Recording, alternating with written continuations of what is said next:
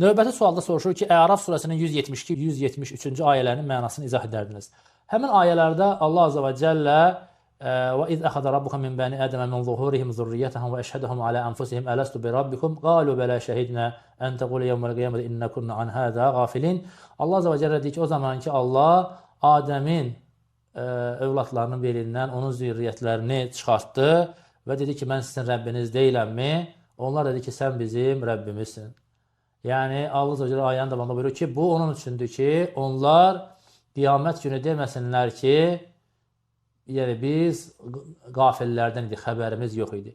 Yəni, bu ayə nəyə dəlildir? Bu ayə ona dəlildir ki, hər bir insan, necə ki, Rasulullah s.ə.v də hədisi ilə bu ayəni təfsir edir, buyurur ki, hər bir doğulan insan fitrət üzərində doğulur, atası, anası onu ya Yahudi edir, ya Xristiyan edir, ya da Məcusi edir.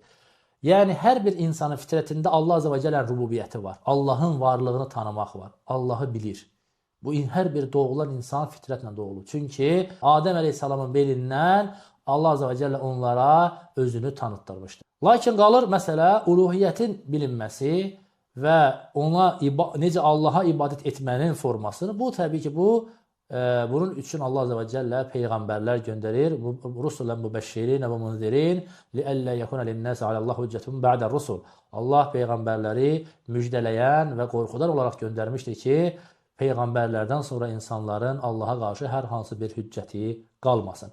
Deməli, hüccətin insanlara qalxması bu ayə ilə deyil. Yəni, bu ayədə Allah Azza və Cəllənin rububiyyətinin varlığını tanımasıdır.